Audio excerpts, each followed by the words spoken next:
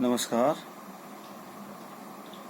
Auditing में आज का हमारा टॉपिक है verification and valuation of assets and liabilities, संपत्तियों एवं दायित्वों का सत्यापन एवं मूल्यांकन। तो पहले हम verification of asset and liability की बात करते हैं। ऑडिटर जब वाउचिंग करता है तो वो केवल डॉक्यूमेंटल जो एविडेंस होते हैं ट्रांजैक्शन के, उनसे प्रारंभिक बहियों के लेखों का मिलान करता है।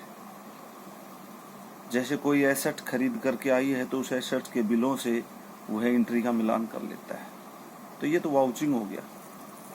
लेकिन क्या वो एसेट वास्तव में व्यवसाय के पोजीशन में है? क्या व्यवसाय के पास उसके उचित अधिकार हैं? और क्या वो व्यवसाय के पास है? और क्या उसको बुक्स में दिखा रखा है वही मूल्य ठीक है या मूल्यांकन में कोई गड़बड़ है? ये सब अगर जांच करनी तो इसको वेरिफिकेशन कहते हैं। इसका अर्थ है कि वेरिफिकेशन एक विस्तृत शब्द है जिसमें बैलेंस शीट में दर्शाई गई एसेट्स और लायबिलिटीज की जांच की जाती है। इसमें वेरिफिकेशन में देखा जाता है कि बैलेंस शीट में जो एसेट्स दिखाई गई हैं क्या वो स्पष्ट रूप से लिखी गई हैं, फुल्ली डिस्क्लोज्ड है? एसेट्स व्यापार के क्या उचित अधिकार में है, उचित पोजीशन में है? एसेट्स क्या सभी प्रकार के चार्ज से मुक्त हैं या कहीं गिरवी तो नहीं रख रखी है? एसेट्स क्या फिजिकली एग्जिस्ट करती हैं? क्या व्यापार के पास वास्तव में वो हैं? संस्था के क्या वो पूर्ण अधिकार में है या उन पे कोई प्रभार है? और आखिरी बात है, क्या वो सही मूल्य पर बैलेंस शीट में दर्शाई गई?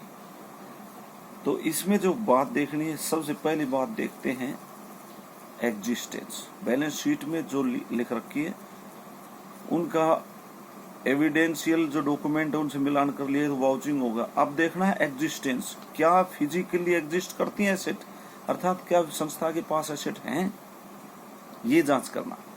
दूसरा ओनरशिप, वो एसेट हैं तो क्या उनके ओनरशिप या टाइटल बिजनेस एंटिटी अर्थात संस्था के पास है? क्या मालिकाना हक संस्था के पास है? अगला है पोजेशन, कि वो संस्था के पास उसके कब्जे में भी होना चाहिए वो एसेट। डिस्क्लोजर ऑफ मॉर्गेज और लियंस, कि क्या वो है सभी प्रकार के चार्ज से मुक्त है या कहीं मॉर्गेज एसेट कहीं गिरवी रख रखी है? और आखिरी है वैल्यूएशन एंड डिस्क्लोजर, क्या एसेट को स्पष्ट तरीके से लिखा गया है और क्या उसका वैल्यू वही है जो बुक्स में लिख रखा है? इन चीजों की जांच करना, इन चीजों को सुनिश्चित करना, यही वेरिफिकेशन ऑफ एसेट्स है। इसी प्रकार लायबिलिटी साइड का वेरिफिकेशन किया जाता है कि क्या बैलेंस शीट में दिखाई गई लायबिलिटीज स्पष्ट तरीके से लिखी गई हैं और क्या वास्तव में उन्हीं से जिनके नाम लिख रखे हैं उन्हीं से पैसा उठाया गया है या उन्हीं से लेन देन किया गया है, अर्थात वो बिल्कुल एग्जैक्ट हैं और सही मूल्य पर और सही तरीके से उनको दर्शाया गया है। तो ये है verification of assets and liability, जिसमें एसेट पे ज्यादा जोर रहता है।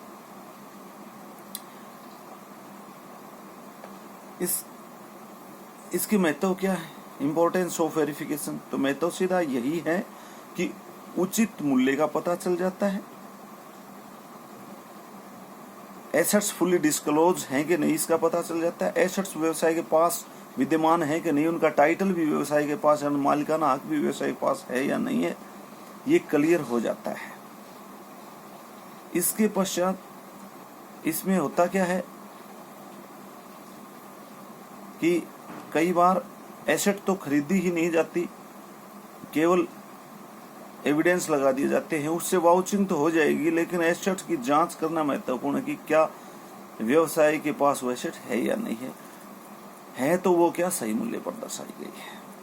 तो सही मूल्य का पता चलता है, एसेट है या नहीं उसका पता चलता है, एसेट की ओनरशिप का पता चल जाता है कि और उनके प्रभारों और चार्जेज का भी पता चल जाता है कि कहीं उनको गिरवी तो नहीं रख रखा है।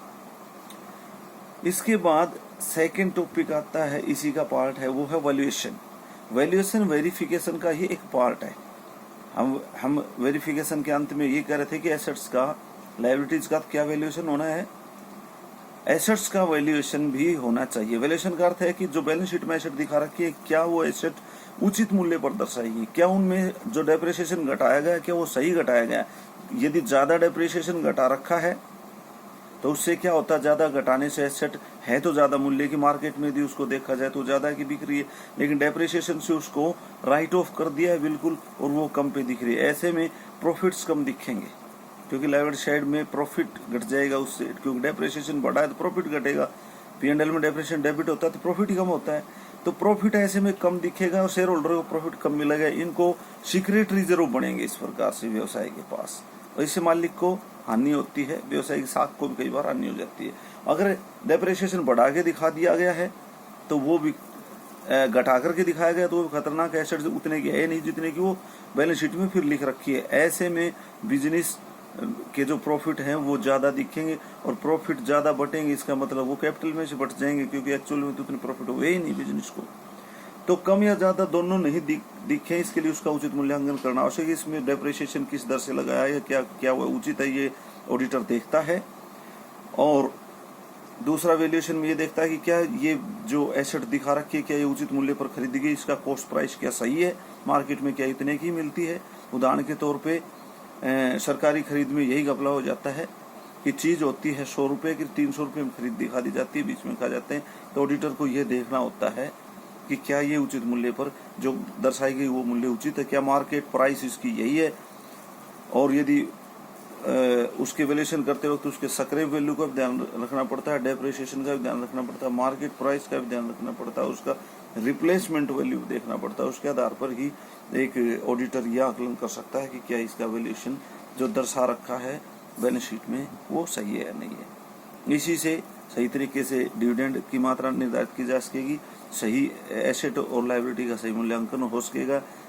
इसी से पता चलेगा कि क्या बैलेंस शीट व्यवसाय की वित्तीय पोजीशन को सही तरीके से प्रस्तुत कर रहा है या नहीं कर रहा है।